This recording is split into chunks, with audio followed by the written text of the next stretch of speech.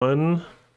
So this is part two. We're talking about other trades around the league. You want to get us started? We can just kind of go around, look at random stuff. So, what did one trade pique your interest more than others? I'm going to talk about one of them just because it was kind of just a weird trade in general because it was kind of like the news broke at different times. And that was the whole Sadiq Bey, James Wiseman deal. Yeah, That's one of the more intriguing trades that happened at this deadline. Because at first I looked at it and it was like, well, Sadiq Bey on the Warriors, that'd be cool. that would have Maybe one been. of the. But I mean, he's on the Hawks, which is kind of annoying. That is the biggest bummer out of this whole thing. Is I'm like, oh, Sadiq. Oh, he's a Hawk. But with that being said, obviously there's so much intrigue to this because the Pistons are getting James Wiseman, which it's one of those things where you look at it, it's like, well, Jalen Durant has been really damn good, but you got all this potential now in the front court. I think it's a good move, to be honest. James Wiseman, in all likelihood, injuries or whatever may not pan out. But if you get both of them to pan out, trade one of them for whatever. It's one of those things. It's a low risk for them. Obviously, I'm high on Sadiq Bey, so I don't really love that they got rid of him. But there were questions about his fit going on and stuff like that, and it seems like the Pistons may prefer to get another guy at the three to be that kind of glue defender and such.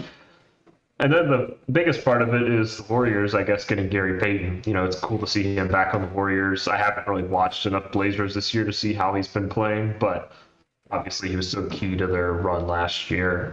So happy to see that. And then the Blazers are the fourth team in that trade, and they get 5 second-round picks, which seems to be a theme in this trade deadline is 5 second-round picks, apparently. Yeah.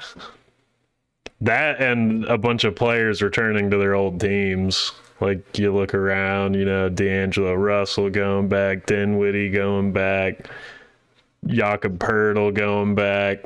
Is that just because of a bunch of movement lately, or do you think teams were like, we're comfortable with that guy? I think it depends. Like the Clippers getting Eric Gordon, they haven't had Eric Gordon for 10 years, so I don't think in that scenario necessarily. I don't think the Rockets are comfortable with John Wall. I think it was just one of those things they didn't really have a choice. That was really great. I will say with the Jakob Pertl deal, I heard that Jakob wanted to go back to Toronto, so I definitely think in that case it for sure is a familiarity thing. Yeah, and then apparently him and Siakam are best buds too, and he's a good fit. I guess I should talk about the Nuggets trade a bit since they're my second team. I did like the Thomas Bryant move a lot. It's kind of in the same vein as the JaVale McGee move a couple years ago, where it's like he's probably not really going to play that much. And as good as Zeke Naji is, he's just a little undersized, I guess, for their taste as a backup center. But if they could find the minutes, him and Thomas Bryant off the bench would actually be pretty good. But we'll see where that goes. I was kind of talking down on Bones Highland on our pre-trade deadline podcast. It seems like other people feel the same way, considering they could only get 2 second-round picks for him. At first, I was a little down on all this, and I thought the Nuggets still probably could have used one more guy. But I could kind of see the thinking where it's like Bruce Brown's our backup point guard now, and instead of having Bones Highland, who's really just a shot chucker at this point, we could have someone like Christian Brown instead, who's just makes plays out of nothing, plays good defense. He's been pretty good for a rookie. I still just don't like their depth that much. What do you think about the Nuggets trades? Yeah, I mean, I think we both agree, but we both kind of like Bones Highland.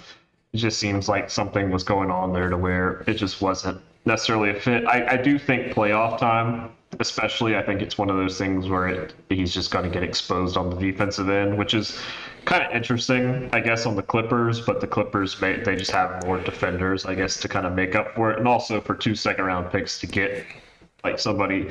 I mean, that's what they had. They had Lou Williams not that long ago, and Bones Highland is kind of in that mold of a player. Well, I So the was thinking more like Clippers, Reggie Jackson, just because Reggie Jackson was such a great shooter for them, and that's pretty much what Bones does. And he's like younger and more athletic. yeah, I will say I think Reggie is a better two-way player. Yeah.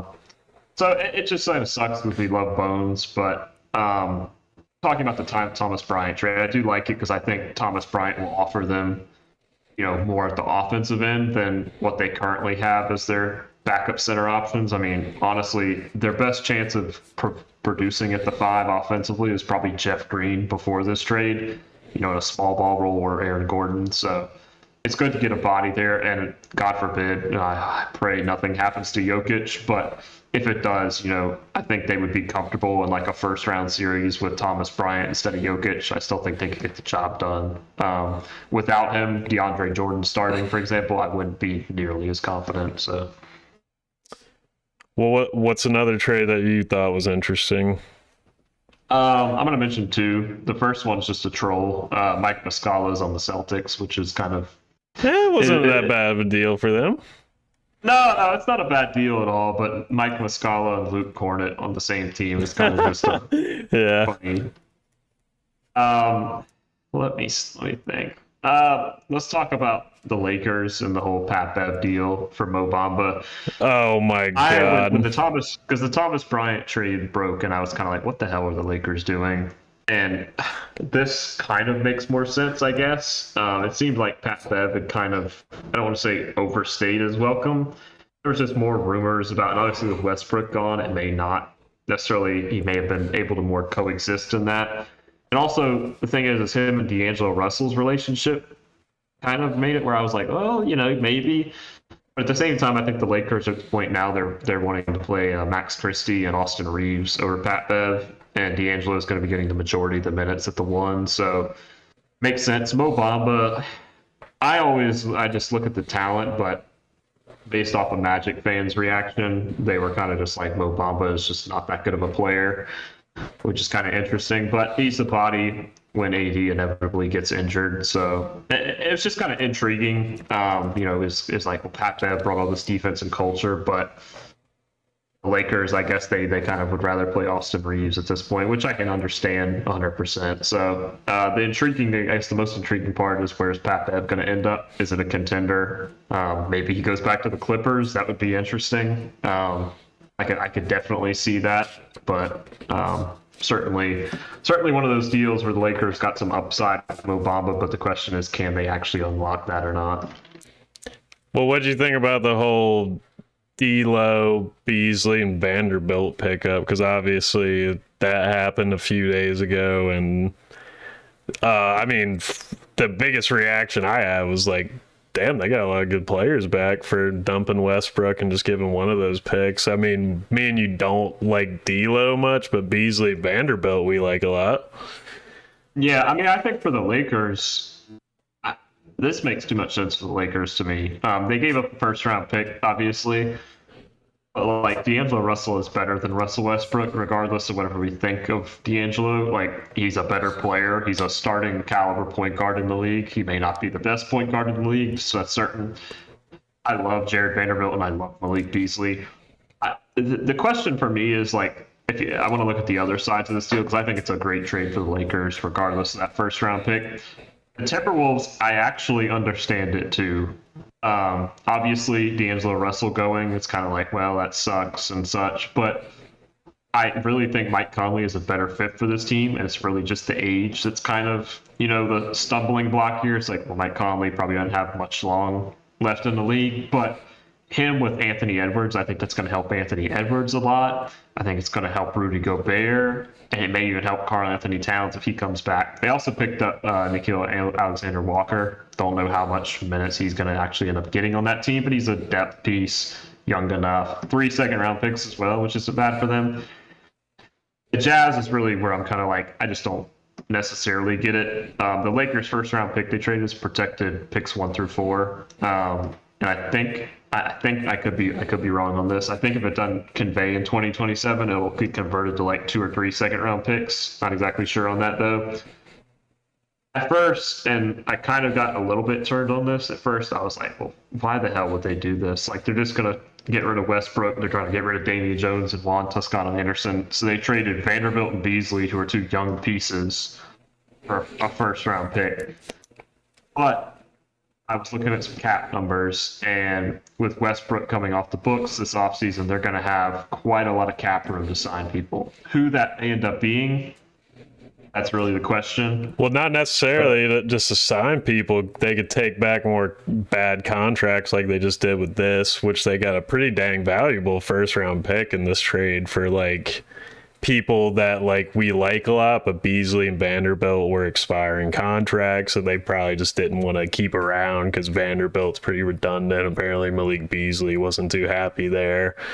Mike Conley, as good as he is, he's old, so it's like I don't know, but people were giving up a first round pick. So I don't know. At first I was like, I don't know, but and then that point you made with the cap space, like you could do another deal like this, and they have 15 first round picks right now, and a lot of those are pretty valuable. I think, so I actually do like the trade for them. Yeah, I guess Beasley's kind of one where it's like, well, they have Agbaji from Kansas, the rookie.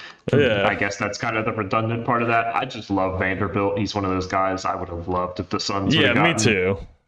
But I guess I can understand that. But the cap space is big because they have a situation now where they could sign a free agent and then trade for a star player. And then also it's going to be nice. It's going to be nice to see Colin Sexton, get the majority of the minutes at the point guard because people forget how good Colin Sexton was not that long ago. And he's still kind of, I wouldn't even say recovering from injury and such, but, his role was kind of limited with Mike Conley. I'm excited to see what he does as the point guard on this team. So. Yeah, one I did want to get into a little more was the Brooklyn side of things with these trades, and we're going to have to talk a little bit about the Kyrie trade because we didn't get to. But I mean, with all they got from these trades, we've talked about a little bit off of the show, but like I just really like this Brooklyn team. Like I don't exactly know what the future is, but I thought they've done a good job of just amassing talented players at every position. Considering the circumstances, of course, like it's not exactly the returns you would have wanted, but just to just take out the trash and get a bunch of good pieces, I thought was good business. We talked a bit about Cameron Thomas in the first show, but I mean, he's put up big numbers the past few games. I keep saying it, but Dinwiddie is just one of those guys where people won't allow themselves to think like how good he actually is just because it's Spencer Dinwiddie, but like he was putting up some crazy good numbers this year as the second option to Luka, and obviously that wouldn't have gotten you far, but I mean getting him back, that's a good piece to have. They already have Seth Curry coming off of the bench. They just got really good stuff at every position. Like Bridges and Dorian Finney-Smith is a deadly small forward, power forward combo on defense. And then you throw in Nick Claxton, who's been a defensive player of the year candidate. It's like this team will definitely interest me in like pushing the limits of how far you could get. Obviously, it won't be that far, maybe not even second round, but just like how far can you get with an amazing defense and just good enough scoring coming by committee all around. And I'm interested in their future too, because like if you're them, you can't really tank. You have all these good pieces now. You have all the wings, and you're just missing, ironically, what you gave up, like a really good isolation scorer or playmaker. I wonder if like this is like a team that goes heavy for like Jaylen Brown when he becomes a free agent or something like that, and like maybe make a move later on for like someone in the Pascal Siakam tier. And who knows what you have after that. But I feel like, I don't know, just like how they did before, just establish a baseline of competency, have all these assets, just compete, like how the Jazz kind of took us by surprise earlier this year. Just see what happens. Like, I don't know. I think they're in a decent spot. Bridges is better than people give him credit for because he's not a big name. But I still what's the answer? Like, do you think that like Jaylen Brown path when he becomes available, going for someone like that is like that their only option, or do you think they should put together like a big trade with all the assets they've amassed, like with all these picks this summer, or do you think they should just play it out the next couple of years? What do you think? I think it's one of those situations for me where I would play it out and wait for somebody to become available on a higher tier. And that's not me. Like Siakam is kind of the name I'm thinking of, and I love Pascal. I just don't think this team is a winner with Pascal as the number one scoring option, just to be completely honest. What if they had I'm not Jaylen sure. Brown, Pascal Siakam, and Mikal Bridges or something? Yeah, I do think that would be This more is just viable. so 2K thinking. Yeah, I mean, I love the idea of Jaylen Brown for certain, but it's one of those things where it's just kind of a question mark whether he would want to Yeah. go to Brooklyn over that situation. If he wants to be the guy, then yes, I think that does make a lot of sense for him.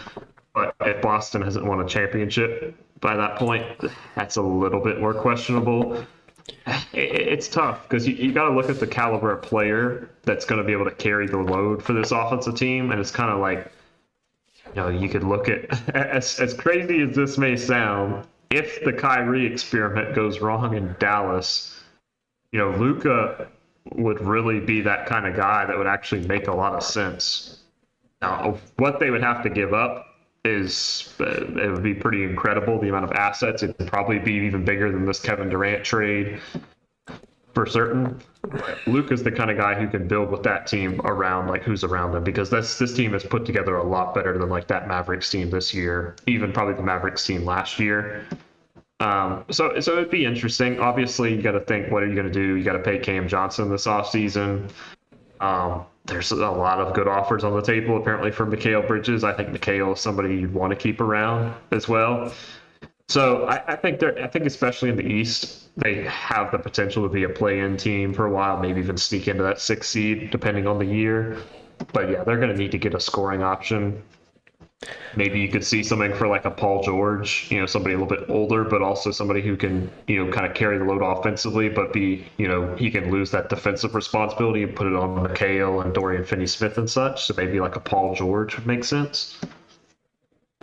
Well, I feel like with all they have, like, this is literally just banking on a week of high scoring, but like Cameron Thomas, if he can develop into someone who can drop like 20 something a game, I don't know, because obviously they would need something else, like more of a facilitator. But from what he's shown and the flashes he even showed before this, he's still so young. He's, what is this, his 2nd year? Like, and then the rest of the team around him is really young. Like, I wonder if they do have the guy that can become like their main scoring option. It's just the problem is he doesn't like ever pass.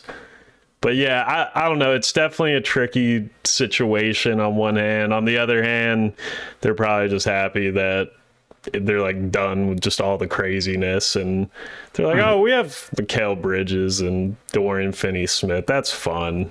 And yeah.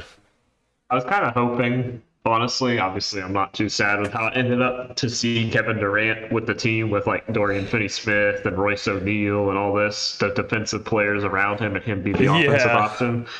It would have kind of been cool, but obviously it didn't end up working out. There is one piece, we talked about the Gary Payton trade. This actually just came out not that long ago. Gary Payton failed a physical and is facing a core muscle injury that could sideline him up for up to 3 months. And the Warriors have until tomorrow to either continue to go through with the trade or rescind the entire 4-team deal. Oh man. This is from Shams on Twitter. So that whole James Wiseman, Sadiq Bey talk we just had may not even happen, which is pretty crazy. And I would imagine the Warriors wouldn't do that deal. I just don't know why they would do it at this point. But dang, well, that throws a monkey wrench in things. Oh yeah, tax, yeah. Wiseman is making $12 million next year, which is pretty insane. So maybe they stick with it, but certainly a big news break there for the Warriors. Well, whatever, y'all are gonna beat them in the playoffs anyway. Who cares? Yeah. So I guess that leaves the Kyrie Irving trade, who like it's already been said around, but it's just like y'all and the Mavericks would be a pretty fun playoffs. I wonder how that would go. Like, because on one hand, KD could settle down the whole Luka shit talking. Like, KD could tell everyone, like, yo, it's chill. I'm going to fucking do some crazy scoring stuff too. Then on the other hand, I feel like him and Kyrie would be smooching on the sideline in the middle of the game. So I don't know. It would be very interesting to see how that plays out. So, like, when we first saw this trade, I guess now that we've broken down the net side of things, we can just talk about the Maverick side of things. Obviously, me and your thoughts on Kyrie are well known. We don't trust the guy at all, just like a lot of other people don't, because, I mean, look at the track record. Water's wet. But for some reason, like, my gut couldn't help but actually, like, I have my logical side of thinking and then my basketball gut. And my basketball gut has told me some things. Like when Miami made the finals in the bubble, they were like low key my sneaky pick. So sometimes my basketball gut tells me things. And for some reason, I just had a good feeling about the Kyrie trade just because the past few years have shown.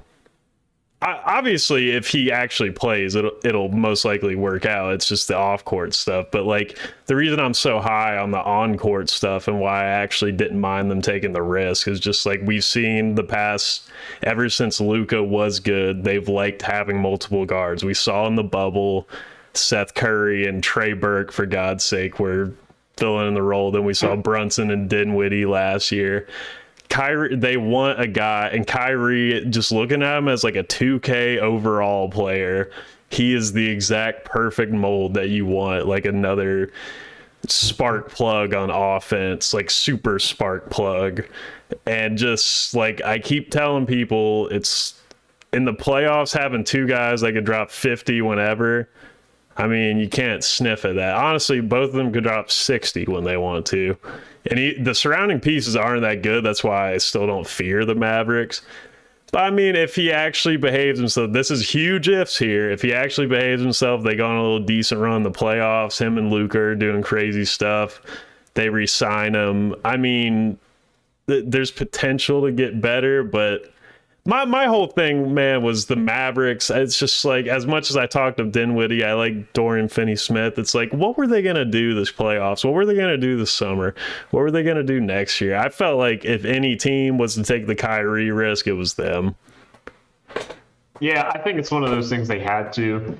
It was getting pretty ridiculous, just to be honest, looking at some of the stat lines of the Mavericks. You know, Luka having to basically play 45 minutes a game and put up 50-point triple doubles for them to beat the Detroit Pistons and teams like that. So it's great for Luka specifically. You know, he's going to get a bit of that load taken off. The question for me is really kind of the Luka off ball part. That's really the question for me, because we've seen Kyrie Irving play off ball before, specifically like when James Harden. Which the thing is, when you look at Luka specifically, two of the players that a lot of people compare him to were James Harden and LeBron James, and Kyrie has successfully kind of been that off-ball player with both of them.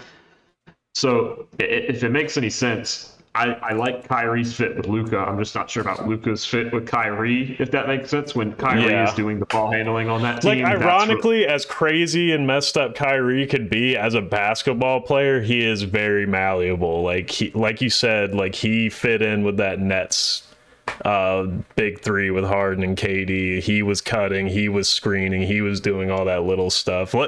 I do like the point you're getting at, is like, I wonder if Luka can incorporate a little bit more screening. He probably won't do much of off-ball stuff, but maybe Jason Kidd could get him to do some things here and there to make it work with Kyrie. But yeah, it is going to be a huge adjustment that both, like that usage rate Luka had this whole year, you know. Well, Kyrie's going to want the ball a lot too. But I mean, like you said, Luka needs the help. And one thing about this trade, Luka's been out for them too, so they definitely want to get Kyrie in the door for that, just to stay afloat in the like tough Western Conference. I mean, I think Luca and him are debuting tonight. I wonder how that's going right now. I haven't heard about that because I wasn't sure if Luca was going to be back or not. But uh, I mean, it's one of those things. It's a I don't want to say it's a home run swing, but it's one of those things where the Mavericks, you were kind of the noise I was hearing was, D'Angelo Russell maybe, which would have been cool, but I don't think this team is any better. I mean, I guess the question is D'Angelo Russell and Dorian Finney-Smith versus Kyrie Irving. That's really the biggest loss is their best defensive player, team, and on-ball defender. And Dorian Finney-Smith. I will say Josh Green has looked pretty damn good recently. He has. But it's a home run swing. I would have liked to see the Mavericks do something at the deadline to get another wing defender in to kind of replace that Dorian Finney-Smith role. Because at the moment, from what I've heard, it's going to be Josh Green or Reggie Bullock at the 3 and Max Kleber at the 4, which I'm not really a huge fan of. They have been good in the past, but that's a lot to ask from guys that are also currently injured as well. So, but it's a home run swing. I also think part of the whole Luka off-ball deal, it's just going to be one of those things. Whenever Luka sits, Kyrie's going to be on the floor, so that can be when Kyrie kind of gets his moments in terms of ball handling and such and being able to run that offense. And then when Luka gets on the floor, Kyrie can do that off-ball movement, and then he can still get his as well, like we've talked about. So the question really is, the home run part of it is the fact that Kyrie is a free agent this offseason. That's really where it is. And also, is his desire still to go play with LeBron in LA? Because if he walks this offseason, then it's a disaster for the Mavericks. Yeah. Unless they win a championship, then, obviously. But if they do anything less than a championship and Kyrie walks in free agency, that is a full-blown disaster. And I think it would start the process of Luka probably starting to consider a future elsewhere. But if Kyrie resigns and, knock on wood, stays out of trouble off the court, I honestly, I do like the fit, and I do think the offseason will be huge for them. Move off of Christian Wood, which sounds like is the plan, at least or I think Christian Wood might be a free agent too. But get those wing defenders in to help support those two. Get a good supporting cast to go with the two, and they could be dangerous. But this year, it's kind of I just don't know if they're complete enough to really make that deep run in the playoffs. It's kind of like how we were talking about before the year started, where it's like you kind of gauge up and down the standings. Like, would it shock me if they won the finals? As the season goes along, that list gets shorter and shorter. Would it shock me if they made the finals? Probably not, but them winning the whole thing would absolutely shock me. As good as Luka and Kyrie are as talents, like whoever's coming out of the East, I just don't see it. And like you said, like if they do lose Kyrie without a chip, I mean I don't, what do you even do? Like, I'm at a loss for words there. Like, it might just be time to start over again. I don't know. I really think that's a good point that you just made is, all this talk about the West and such. But I honestly would argue the 3 best teams in basketball right now play in the East, and the Celtics, the Bucks, and then probably the 76ers. Just to be no disrespect to the Denver Nuggets, because I think they're probably at 3 above the 76ers, just being honest. But the Sixers did match up really well with them a week or two ago when they played and beat them. So it's not like the most off-base thing to say. But I can say with certainty that I think the Bucks and the Celtics are the 2 best teams in the league right now. I will say that. Oh yeah, that's for sure. Especially the Celtics. I mean, we'll talk more about them as we're getting closer to the playoffs. But the more it goes, man, I'm just sitting here watching them dominate us for the millionth time this year. They're just so good all around. And as much as I love like y'all's acquisition of KD, it's like the fact that they have the likes of like Derek White and Marcus Smart at guard, and they just have like what the Raptors had a few years ago, where it's like everyone could dribble or shoot or score in some way, besides obviously some of their a little more whack centers like Luke Cornett and stuff. I mean, they do stuff, but But yeah, that's neither here nor there, as people like to say on podcasts. You got any other trades you liked? I mean, there's Eric Gordon. I love Luke Kennard to the Grizzlies. I didn't like it as much for the Clip. I'm like my first reaction when I saw that trade was like, wait, isn't Luke Kennard better than Eric Gordon, or am I wrong there? Because whenever I watch Eric Gordon, he doesn't do much. Eric Gordon's still pretty good. I think a situation where they're actually competitive will help bring out more in him. So it's interesting, but the one I do want to talk about just because it's cool will be the college reunion of Josh Hart and Jalen Brunson in New York. I really like that. Oh yeah. It's one of those things where it's just they gave up Cam Reddish, Svi Mahali, however you say his name. Svi Mihailuk. Yeah, who's now on the Hornets, and then Ryan Arcidiacono and a first-round pick. It's a lottery-protected first-round pick that turns into 4 second-round picks. I think it's a good deal. I think Josh Hart is absolutely a Tom Thibodeau kind of player, and also it'll just be awesome to see Josh Hart and Jalen Brunson back together. One of my friends is actually talking about it. If they could somehow, and I'll propose this to you: if you're the Knicks, what do you think of a R.J. Barrett, Mikal Bridges swap? Do you do that and then have the 3 Villanova guys back together? Yes, in a heartbeat. As much we're R.J. Barrett defenders, but I rank Mikal well above R.J. That would be awesome. I don't know what the Nets would think of that. Nets would think, let's get 2 or 3 more first-round picks on top of it. Yeah, I mean, because RJ has been getting outplayed by like Quentin Grimes and stuff this year. Like RJ's had some tough games this year. Yeah, it's all about the potential with RJ. The potential has him, but at the same time, it's almost his third, I think, if not his 4th year in the league. It's kind of you starting to ask questions about RJ. But it's just really cool to see Josh Hart and Brunson together. Jalen Brunson's reaction, I don't know if you saw it on Twitter, but it was pretty awesome to see his reaction. Super excited to see Josh Hart be joining up with him. Yeah, I like that connection a lot, and Josh Hart just feels like how this Knicks roster has been. Like he just feels like a Knick. Even though they don't have much shooting, which sucks. Man, I texted you the other night. I've been watching a lot of Knicks recently just because I like watching the Knicks. I like their team.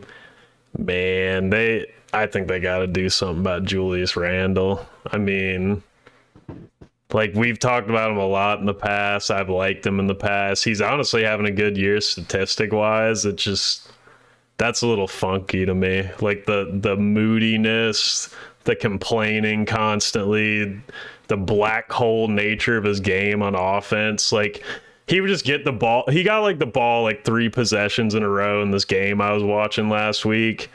Just shot 3 dumb shots in a row. And after the other team scored, Brunson from the sideline, he made a concerted effort to just throw it ahead to Quentin Grimes as fast as he could.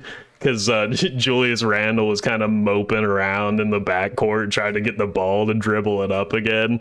Brunson was like, nah, we're pushing the pace here. That's why I like the Josh Hart fit. But Julius Randle just doesn't fit what they're doing. I get they want a guy who could put on the floor and get you a bucket to go with what they got, which is hard to come by guys like that. But I don't know, man. What do you think of that? Yeah, it's just tough for me because I honestly would consider with Brunson not being that old yet. I mean, he's not that old. He still has a lot of years left of his prime to retool for a couple of years and try and actually get a second star, because Julius Randle is not a second star. I just don't see how this team is legitimately a championship contender. They may sit in purgatory and play-ins and maybe sneak into the top 6 at some point, but I just don't see it with this current constructed roster. And so for me, I've always been,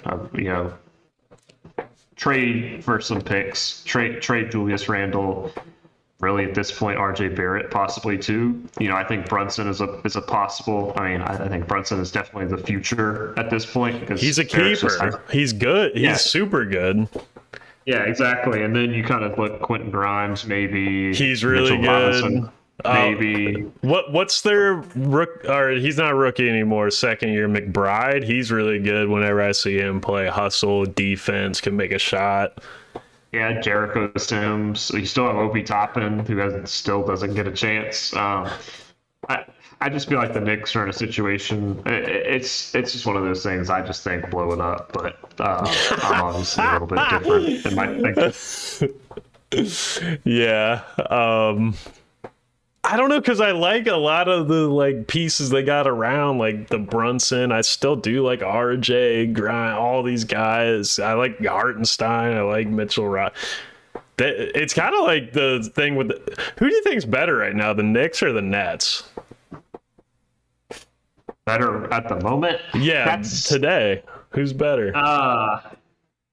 Isn't that a hard one? Because like you have the theoretical score we were talking about that the Nets needed, and Randall. Like obviously, like you said, he isn't that star, but it's like the Nets have to do it more by committee. But that's almost a good thing because they don't have a guy like who thinks he's better than he is. I will say the way the vibes were for the Nets right before the deadline was pretty damn good. Yeah. Question is, um, will that actually carry over now that you've lost a lot of people? But they have a lot of good. It seems like at least. I mean, just the interview last night, which obviously keep quiet on Cam Thomas and all that. His comment, but him and Dinwiddie already seem to be bonding. I mean, I think Dinwiddie's a great kind of leader, Yeah. veteran for that team. Dorian Finney-Smith. That's the thing. They have young players, but they also have good like young veterans, if that makes sense. Finney-Smith, Dinwiddie, Royce O'Neal, all at that 28 to 30 range. I just love. I mean, the Nets are my second team now. Just being honest, just because of McHale and Cam Johnson, but. Funny enough, I would like Brunson on the Nets. Like, just put Brunson, replace Brunson with like the Dinwiddie, Cam Thomas role. I really like the Nets at that point. Yeah, I would probably pick the Nets are certainly more fun to watch. I think so. So let's say they played each other in a series, fully healthy. Who wins? It's tough. If it's a playoff series, it's tough to go against star power. So I'd probably go with the Knicks, but it would be a very, very entertaining series, I will say. Would it go 7? Yeah, I think for sure. That I don't know why that just entered my mind. That scenario would be pretty funny because it is funny how I don't know, just both the New York teams are just kind of stuck. But I mean that's the NBA. It's so hard to find those like great stars, and that's why it's so hyped that y'all got KD. I guess that's how we could end it. We could loop back around. So can you believe after all these podcasts we did where it's like, oh, should y'all get John Collins or Julius Randle or him? Why aren't y'all trading Crowder? I guess these teams are teaching that, yeah, sometimes you just got to be patient and see what happens by the trade deadline because stars are unhappy every single year at this point. They held on to Crowder for contract reasons. Now y'all have Kevin Durant instead of John Collins and Julius Randle and stuff. Like we talked about a lot in the first part, but like how excited are you for the next few years? Very excited. I think I've talked about the window and such. I think next year is our best chance to win a title, but it's going to be exciting to see how far we go this year. So I can't wait to just that first time all four of those big names are on the book. Or sorry, on the court together. It's going to be insane to watch on the offensive end. And just hope we play a little bit of defense. Yeah.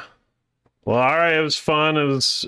I need to clip where I was like, remember a couple weeks ago, I was like, yeah, man, it's going to be a quiet trade deadline. Well, it wasn't. I was completely wrong, which was a good thing. But all right, dude, it was fun. We'll be back soon. Peace.